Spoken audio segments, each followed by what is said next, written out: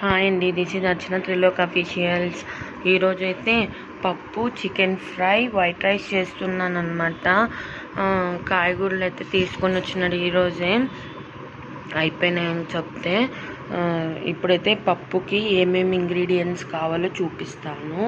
ఇదైతే మసాలా అనమాట, పప్పు మసాలా మా మమ్మీ చేసి ఇచ్చింది. ఎప్పుడైనా మా అమ్మ వాళ్ళ ఇంటికి వెళ్ళినప్పుడు నేను చూపిస్తాను అది కూడా. ఫస్ట్ పప్పు మసాలా, తెల్లగడ్డలు, ఎర్రగడ్డలు, చింతపండు, ఉప్పు, పసుపు, కొత్తిమీర, పచ్చిమిర్చి, టొమాటో, బ్యాళ్ళు కడిగి ఆల్రెడీ అక్కడ పెట్టేసాను. ఇవి కూడా అన్నీ వాష్ చేసి కట్ చేసినాను అనమాట. దీన్ని అయితే కొత్తిమీర పప్పు అంటారు, కొంతమంది మెంతాకు, పలకలాకు, కొంతమంది పున్నాకు, చీగురు అంటారు. అవన్నీ వేసి చేస్తారు. నేనైతే చికెన్లో కాబట్టి నార్మల్గా సింపుల్గా పప్పు తయారు చేస్తున్నాను అనమాట. ఇంగ్రీడియంట్స్ అన్నీ ఇవి. బ్యాళ్ళని అయితే కడిగి పెట్టుకున్నాను అనమాట. ఈ బ్యాళ్ళల్లో మనం ముందుగా చిల్లీస్ యాడ్ చేసుకోవాలి.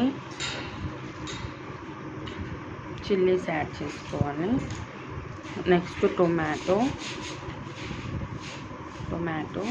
తర్వాత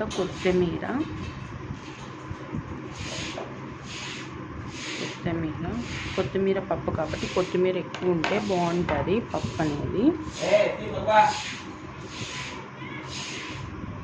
నెక్స్ట్ చింతపండు, ఆనియన్స్, ఉప్పు,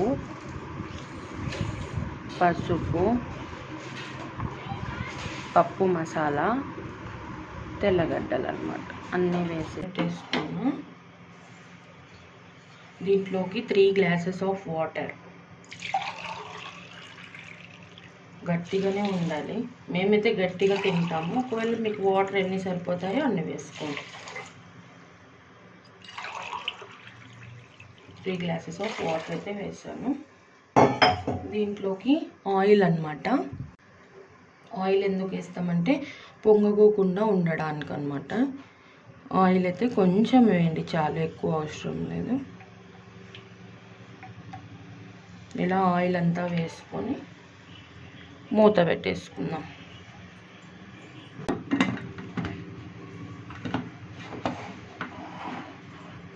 మూత పెట్టేసుకొని చూడండి, మూత పెట్టేసి స్టవ్ ఆన్ చేసుకుందాం అన్నమాట.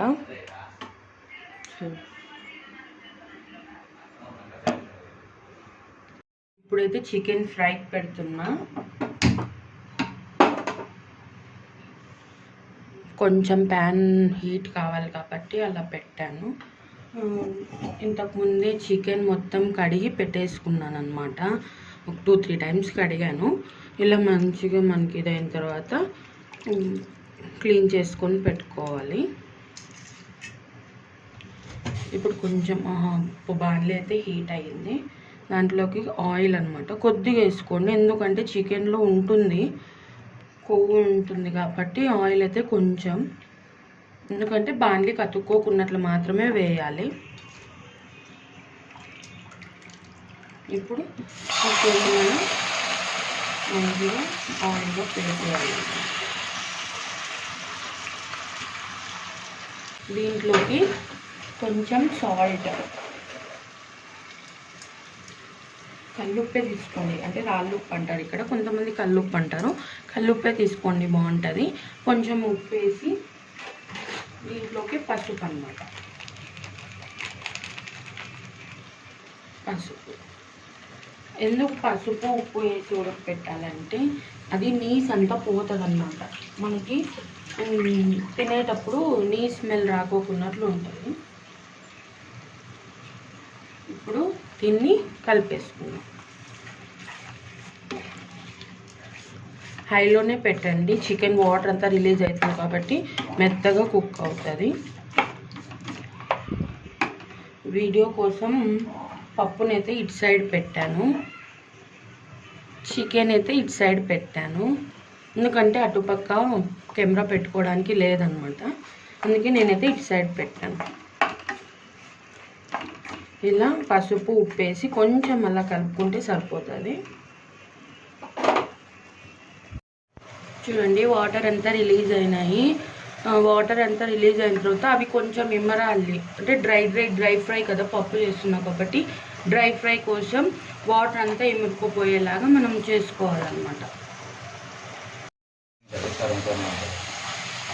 యాక్చువల్గా చెఫ్ మా ఆయన అన్నమాట, చూపిలేం ఘోరంగా ఉన్నాడు, అందుకే కలపమని చెప్తున్నాను.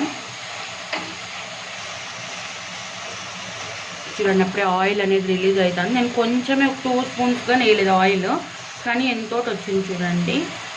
చికెన్లోకి ఎప్పుడైనా కానీ ఒక 1 స్పూన్ 2 స్పూన్స్ అయితే సరిపోతాయి, గ్రేవీ కర్రీకైనా ఫ్రైకైనా. అసలు నేను 2 స్పూన్స్ కన్నా ఎక్కువ వేయలేదు. చూడండి ఎంత ఆయిల్ రిలీజ్ అయింది. ఇలా కొంచెం డ్రై అయిపోయింది.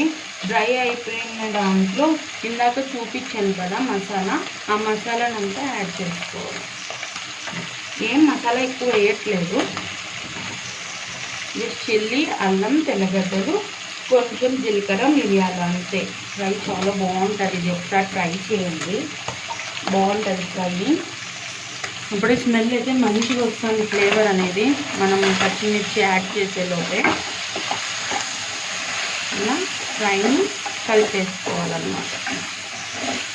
జస్ట్ డ్రై ఫ్రై అన్నమాట ఇది.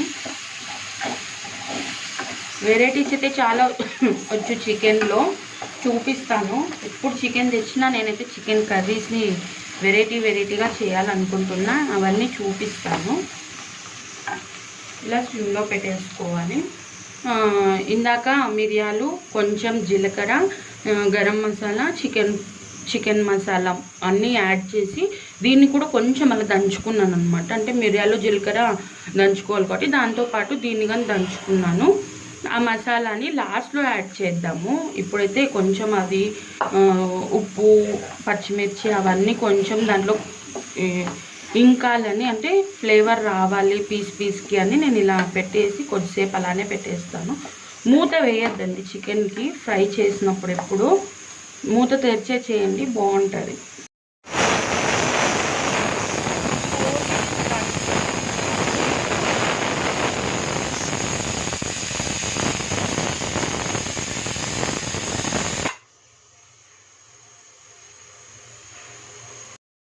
ఫ్రై అయితే రెడీ అయిపోయింది.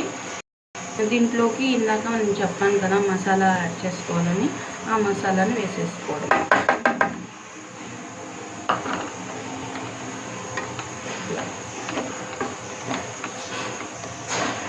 అంతే, ఇంకా దీంట్లోకి ఏం అవసరం లేదు, ఇదైతే సరిపోతుంది. చికెన్ ఫ్రై అయితే రెడీ అయిపోయింది. ఇంకొంచెం ఆ మసాలా ఒక్కటి అట్లా పీసెస్ పట్టేలాగా అంతే అనమాట. చికెన్ ఫ్రై అయితే రెడీ అయిపోయింది. పప్పు కూడా ఒక 2 మినిట్స్ దీంట్లోకి కొత్తిమీర యాడ్ చేసుకున్నాం.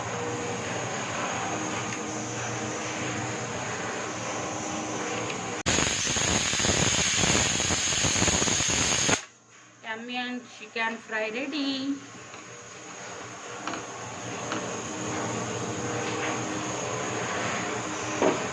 రైస్కి అయితే పెట్టాను ఆల్రెడీ, రైస్ కుక్కర్లో రైస్కి అయితే పెట్టేశాను.